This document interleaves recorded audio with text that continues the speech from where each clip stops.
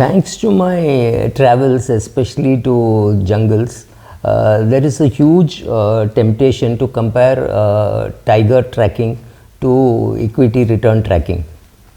Now, when you go out into the jungle, you spend a lot of time, your effort, money in tracking the tiger, right? So one thing which you can do, I'm not recommending it at all, I don't think it is a value for money thing, is to go into the jungle at 6 in the morning and come back at 6 in the evening. It is theoretically possible to do a full day tour.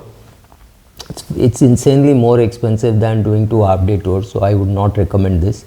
But I have done it in the past, not with great experience. Now, what happens is when you get out into the jungle at 6 in the morning, and you know you're going to be there till 6, you think maybe you see 10 tigers. You want the tigers to be seen at say 7 a.m., 8 a.m., 9 a.m. or then at 3 p.m., 4 p.m., right? You want to see 10 tigers like that. But it never happens that way. Maybe you spend time from 6 in the morning till 12 in the afternoon without a single sighting. You're tired, you're bored, you're looking at trees and leaves and photographing them. But no tiger, right? No, nothing great. Maybe you've seen one's jungle cat, or you've seen some wild dogs, but you've not really seen a tiger, and you've gone there to see the tiger. Why are we emphasizing so much on the tiger? Because the tiger is the most elusive animal. If you go to Kaziranga, you're guaranteed that you will see rhinos and you will see elephants. Now back to our topic. Similarly, equity returns also. Let us suppose that you bought 3 shares all at 100 rupees. I'm just making it the common base, and you thought that in 5 years, if you get double the money, you will be very happy with the return, right? So your 100 was expected to go to 200 in 5 years, whenever you bought it. Maybe you bought it in 2010 and then you're looking at 2015. So just 5 years. Now one share goes from 100 to 200 in exactly 2 years flat. It just gives you a fantastic ride. You've gone from 100 to 200. Another share is going up at say 8%, 7%, but it's going up very slowly. But yeah, it is there. It is on track. The other share is just not moving, right? It's about a year or 2 years. One share is already doubled. One share is growing at say 8% or 9%. Your expectation was 14%. Another share has just not moved. It has gone from 100 to 102 or things like that. Now, which is the one which you are very happy with? Obviously, the one which has doubled. Do you sell it in 2 years because you've got 200? Or do you just keep holding? Now, cut to the 5th year. This share, the first share, let's call it share A, went from 100 to 200 in 2 years. Then it went to 350, then it came down, and now you're selling it at 200. That is your target price. Remember that. I'm not changing anything in your original price was 100. Today you're selling at 200. The second share, which went up slowly, also reached something like 160, 170, and then today you're at 100. You're at 170. The third share did nothing for years 1, 2, 3, and 3.5, and then it suddenly went from 100 to 200. Simple. That's what it did over a 4-month period. And by the time you're at the end of the 5th year, that is already at 200. Now, which share gives you happiness? Or add a 4th share which was giving you a 10% dividend yield, right? And it did not show much appreciation. Maybe it went from 100 to 150. The first 3 shares did not pay any dividend, just for assumption. Now you've actually got similar returns in all the 4 shares. The question is, which one makes you happy, which one makes you feel like a winner, which one makes you feel like a loser, and which one makes you feel like a complete idiot, right? So the question is not what is the percentage return you got. End of 5 years, all the 4 have given you 14% return, which is what you targeted.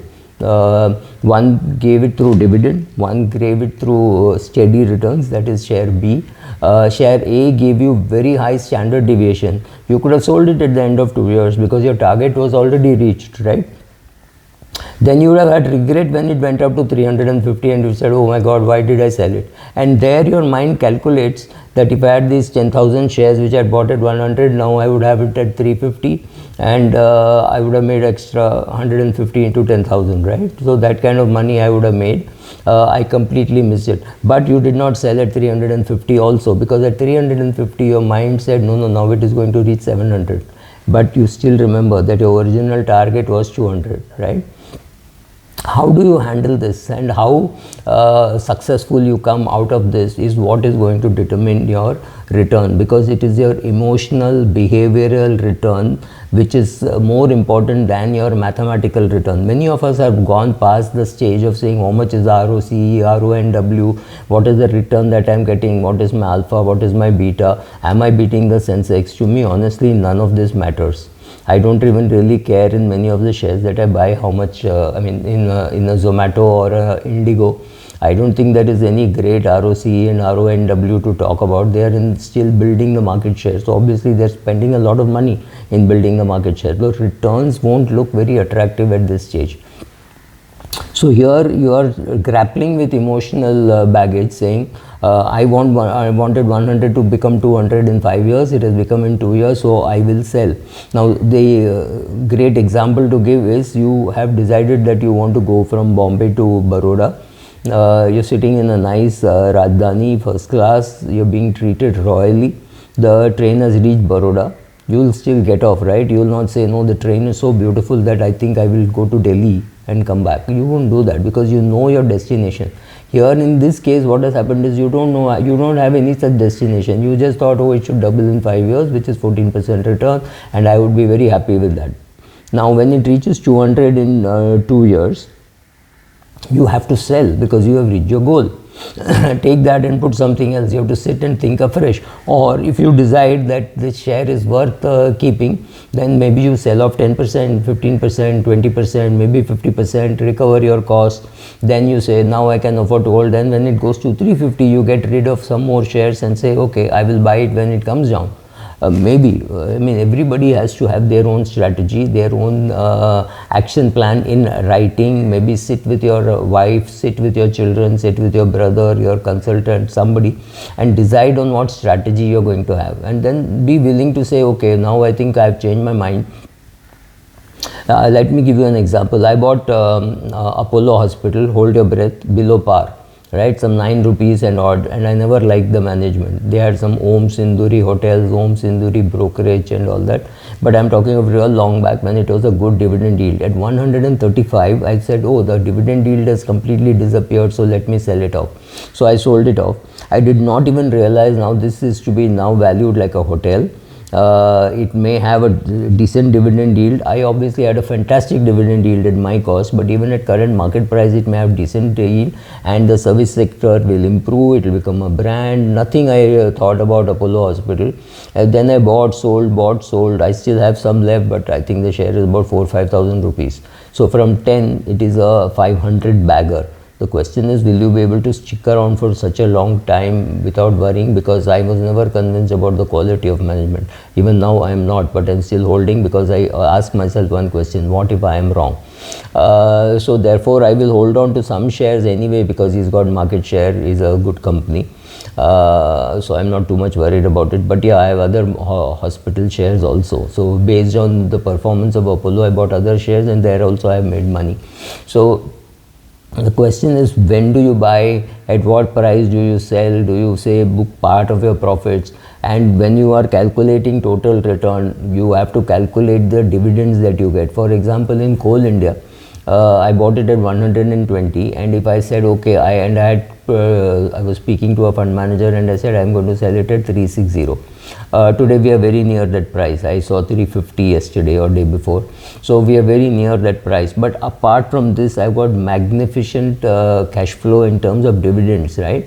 So the company pays a huge amount of dividend. I think about 18 to 20 rupees per share is given as dividend.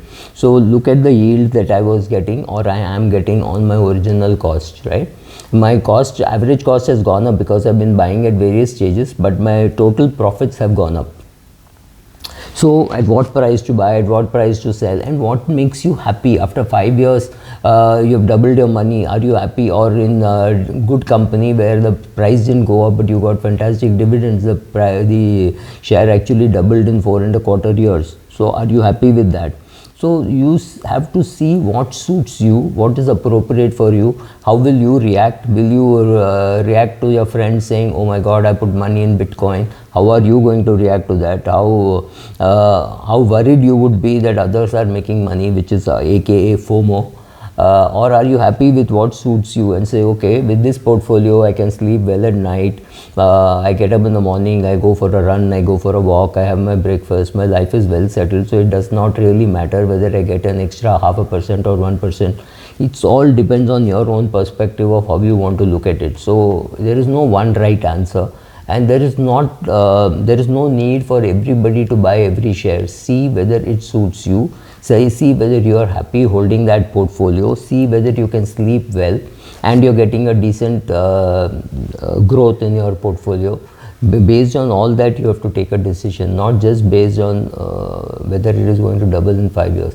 When it doubles in 5 years, how are you going to feel about it? That is a far more important question. Thank you.